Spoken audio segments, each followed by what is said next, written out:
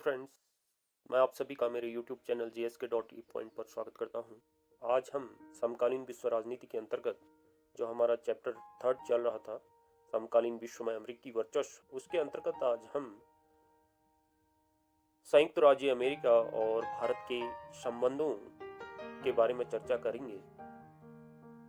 America से भारत के संबंध किस तरीके के रहे हैं और भारत की आज़ादी के समय इन दोनों के संबंध किस तरीके के थे और इसके पश्चात शीत युद्ध के दौर में किस तरीके से इनके संबंधों में आप कह सकते हैं कि एक दूरी और तनाव का माहौल रहा। और वर्तमान में हम देख रहे हैं कि दोनों संयुक्त राज्य अमेरिका और भारत के संबंध दोनों बहुत करीबी की ओर बढ़ रहे हैं, बहुत मजबूती की ओर बढ़ रहे हैं। तो इस तरीके से एक तरीके से हम कह सकते हैं कि भारत और अमेरिका के जो संबंध हैं वो बहुत उतार चढ़ाव भरे रहे।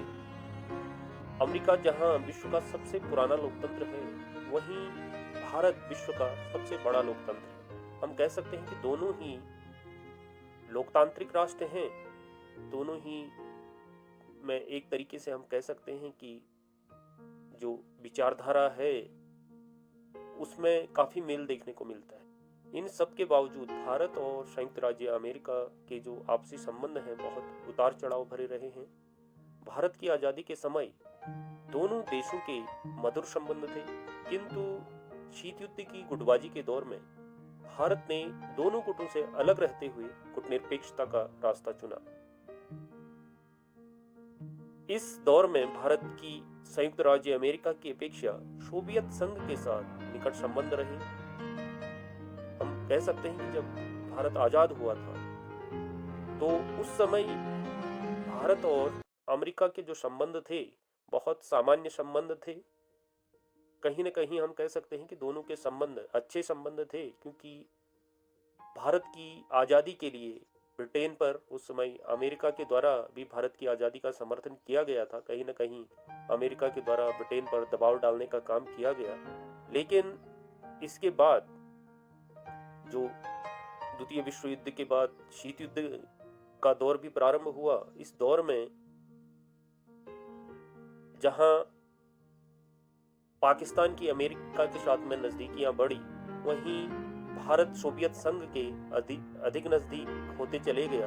तो इसके कारण हम कह सकते हैं कि भारत के सोवियत संघ अर्थात जो शीत युद्ध के दौर में जो दूसरी महाशक्ति थी उसके अधिक करीब जाने के कारण भारत के संयुक्त राज्य अमेरिका से बहुत अच्छे संबंध नहीं रहे। सन 1965 में भारत पाकिस्तान युद्ध या सन 1971 में भारत पाक युद्ध के समय भी अमेरिका ने पाकिस्तान को सहायता प्रदान की, पाकिस्तान को हथियार उपलब्ध कराए। और इस दौर में भारत और अमेरिका के संबंधों में बहुत तनाव का माहौल था। और वहीं जब 1974 में भारत ने परमाणु परीक्षण किया और उसके बाद 1998 में भारत ने अपना द्वितीय परमाणु परीक्षण किया, तो उस समय भी अमेरिका के द्वारा भारत पर प्रतिबंध लगाने का काम किया गया। तो हम कह सकते हैं कि शीत युद्ध के दौर और उसके बाद के कुछ दशकों तक हम कह सकते हैं कि भारत और संयुक्त राज्य अमेरिका के बहुत अच्छे संबंध नहीं रहे। इन सब के बावजूद सन 1991 में सोवियत संघ के विघटन के बाद भारत ने देश में उदारीकरण की शुरुआत की और सोवियत संघ के विघटन होने के पश्चात भारत को भी ये लगने लगा कि अब जो है विश्व में अमेरिकी वर्चस्व स्थापित हो चुका है और हम अमेरिका से अधिक दिनों तक हम उसका विरोध करके या उसके साथ में बैर भाव रख के उस अधिक आगे नहीं बढ़ सकते हैं। हमें संयुक्त राज्य अमेरिका से अपने संबंधों को सुधारना होगा। और अमेरिका को भी ये लगने लगा कि भारत जैसे बड़े देश, जहां पर हम कह सकते हैं कि एक बड़ा बाजार वो पूंजीवादी राष्ट्रों के लिए है, विकसित राष्ट्रों के लिए है, उससे अलग रह के हम बहुत अधिक जो है लाभ नहीं उठा सकते हैं। तो इस आधार पर दोनों देशों ने एक दूसरे के करीब आने का काम किया। और हम कह सकते हैं कि जब 1991 में भारत में उदारीकरण की शुरुआत हुई, भारत ने अपनी अर्थव्यवस्था को खोलने का प्रयास किया और उसमें जो आप कह सकते हैं कि एक तरीके का जो खुलापन लाने का प्रयास किया, तो इसका परिणाम रहा कि भारत के जो संबंध हैं वो अमेरिका के साथ धीरे धीरे मजबूत होने लगे और यह मजबूती 21वीं सदी के शुरुआत में इसमें और अधिक मजबूती आने लगी। भारत और संयुक्त राज्य अमेरिका के बीच 21वीं सदी की शुरुआत में नए संबंधों की शुरुआत हुई। सन 2000 में अमेरिकी राष्ट्रपति बिल क्लिंटन ने भारत दौरे के समय भारत और अमेरिका के मध्य ऊर्जा और पर्यावरण पर द्विपक्षीय समझौता किया और इसके पश्चात 2006 में जो अमेरिकी राष्ट्रपति थे जॉर्ज डब्ल्यू बुश और डॉक्टर मनमोहन सिंह के नेतृत्व में भारत और अमेरिका के बीच नागरिक परमाणु सहयोग समझौते पर हस्ताक्षर हुए और इस सहयोग को आगे बढ़ाते हुए जो अमेरिकी राष्ट्रपति थे, भूतपूर्व राष्ट्रपति बराक ओबामा और नरेंद्र मोदी के बीच विभिन्न नागरिक और सैन्य मुद्दों पर सहमति बनी। तो इस तरीके से आज में यदि हम वर्तमान दौर की बात करें तो आज भी जो अमेरिकी राष्ट्रपति हैं डोनाल्ड ट्रंप और भारत के प्रधानमंत्री नरेंद्र मोदी, ये दोनों ही राष्ट्राध्यक्ष समय समय पर आपस में मिलते रहते हैं और इनके द्वारा एक दूसरे देश की यात्राएं भी की गई हैं और दोनों का यह प्रयास है कि भारत और अमेरिका के जो संबंध हैं उसको मजबूत किया जाए, उनको और अधिक प्रगाढ़ किया जाए। तो इस तरीके से यदि हम आज के दौर की बात करें तो हम कह सकते हैं कि दोनों के जो संबंध हैं वो एक नई ऊंचाइयों को छू रहे हैं। निरंतर इन दोनों के आपसी संबंधों में निरंतर मजबूती आते जा रही है और अब संयुक्त राज्य अमेरिका को भी यह लगने लगा है कि भारत विश्व में एक उभरती हुई महाशक्ति है और उसके साथ सहयोग करके, उसके साथ जो है अच्छे संबंधों का निर्माण करके दोनों राष्ट्र एक दूसरे से लाभ उठा सकते हैं। तो जिसका परिणाम है कि दोनों देशों के जो आपसी संबंध हैं उनमें निरंतर प्रगाढ़ता आती जा रही है, निरंतर उनमें मजबूती आती जा रही है, हम कह सकते हैं। तो इस तरीके से हम भारत और यदि अमेरिका के सहयोग के क्षेत्रों की बात करें तो दोनों देशों के बीच में विभिन्न क्षेत्रों में बहुत अधिक जो है सहयोग देखने को मिलता है। बहुत से ऐसे क्षेत्र हैं जहां पर दोनों महाशक्तियों के बीच में निरंतर सहयोग देखने को मिलता है। यदि हम इन क्षेत्रों की बात करें, सबसे पहले आता है आर्थिक क्षेत्र। भारत और अमेरिका के आज जो आर्थिक संबंध हैं निरंतर प्रगाढ़ होते जा रहे हैं और आज लगभग जो है इनके बीच में वर्तमान में 150 अरब डॉलर का द्विपक्षीय व्यापार इन दोनों देशों के बीच में हो रहा है और जिसमें निरंतर प्रगति देखने को मिल रही है और दोनों ही देश एक दूसरे के साथ व्यापार में वृद्धि करने के लिए आतुर है। जहां भारत जो है विश्व में एक बड़ा हम कह सकते हैं कि बाजार है, वहीं अमेरिका भी इस बाजार में अपना निवेश करके अपने सामानों का निर्यात करके अधिक से अधिक लाभ कमाना चाहता है। तो इस तरीके से हम कह सकते हैं कि आर्थिक क्षेत्र में दोनों को एक दूसरे की जरूरत महसूस होती है। वहीं भारत, यदि आज हम भारत की बात करें तो भारत सॉफ्टवेयर के क्षेत्र में भारत के कुल निर्यात का 65% जो हिस्सा है वो अमेरिका को निर्यात होता है। वहीं भारत के बहुत से जो लोग हैं वो अमेरिका में रोजगार प्राप्त करते हैं, वहाँ पर वो जॉब कर रहे हैं। तो यदि हम इनके आंकड़ों की बात करें तो एक आंकड़ा आपकी पाठ्यपुस्तक में दिया है कि बोइंग के 35% तकनीकी कर्मचारी भारतीय मूल के, 3 लाख भारतीय सिलिकॉन वैली जो वहाँ पर इलेक्ट्रॉनिक जो वैली है जहाँ पर सॉफ्टवेयर, हार्डवेयर और जो इलेक्ट्रॉनिक सामानों का निर्माण होता है वहाँ पर काम कर रहे हैं। उच्च प्रौद्योगिकी के क्षेत्र में 15% कंपनियों की शुरुआत अमेरिका में बसे भारतीयों ने की है। तो ये आंकड़े इस बात को दर्शाते हैं कि भारत और अमेरिका के बीच में केवल सामानों का निर्यात नहीं हो रहा है, केवल वस्तुओं का आदान प्रदान नहीं है, बल्कि यहाँ पर भारतीय अमेरिका में जाकर भी जो है वहाँ पर बसे हुए हैं और वहाँ पर उनकी एक बड़ी भूमिका का निर्वहन वो कर रहे हैं। तो इस तरीके से हम कह सकते हैं कि दोनों देशों के बीच में आर्थिक क्षेत्र में व्यापक सहयोग देखने को मिल रहा है। दूसरा क्षेत्र है रक्षा क्षेत्र।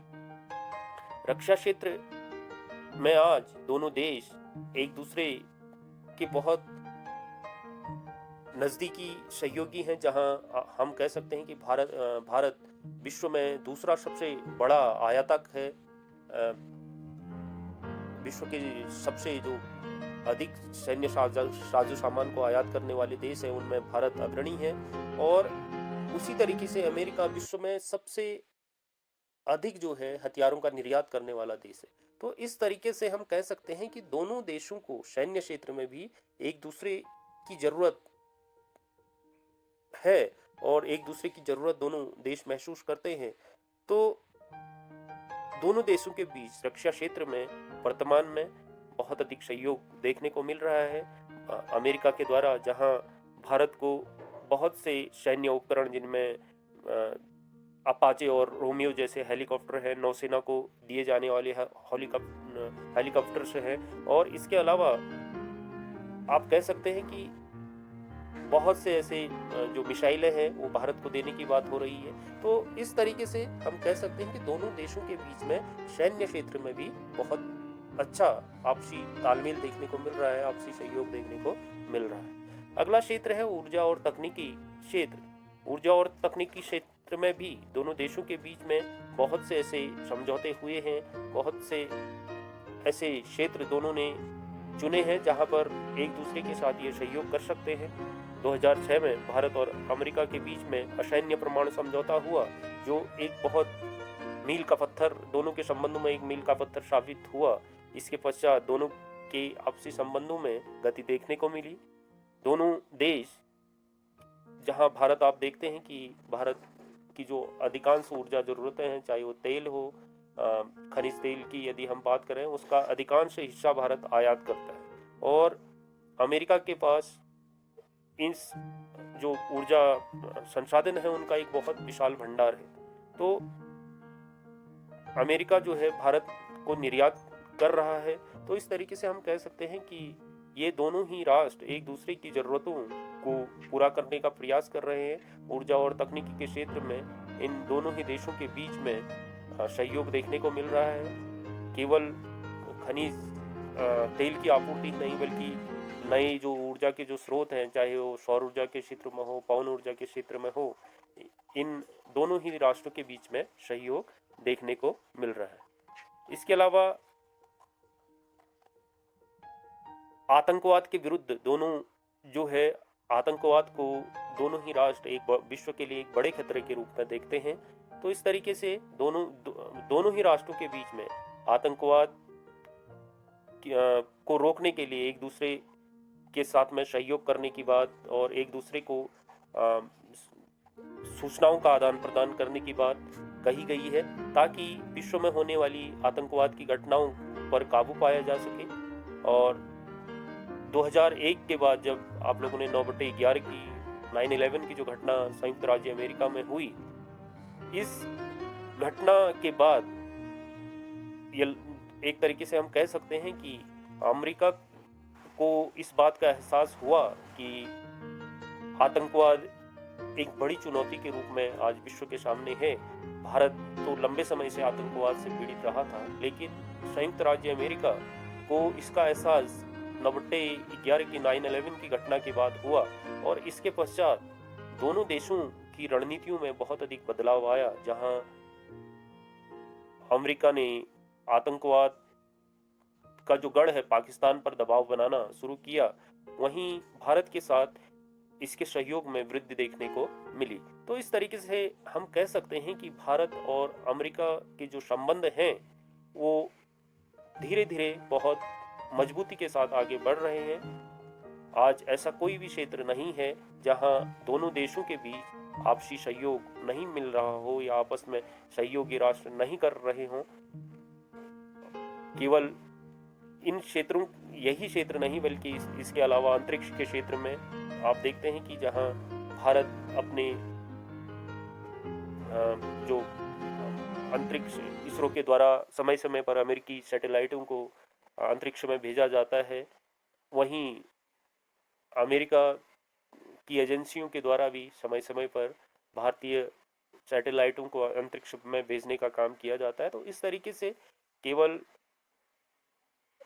जो रक्षा क्षेत्र पर ही नहीं या आर्थिक क्षेत्र पर ही नहीं, बल्कि अंतरिक्ष के क्षेत्र में, मेडिकल के क्षेत्र में, इन सारे जो है क्षेत्रों में आपसी सहयोग इन देशों के बीच मजबूती के साथ आगे बढ़ रहा है। तो इस तरीके से हम यह कह सकते हैं कि आने वाला जो समय होगा, इन दोनों देशों के बीच में एक जो है स्वर्णिम युग होगा, और ये दोनों ही राष्ट्र मजबूती के साथ एक दूसरे के साथ सहयोग करेंगे, ऐसा हम समझते हैं।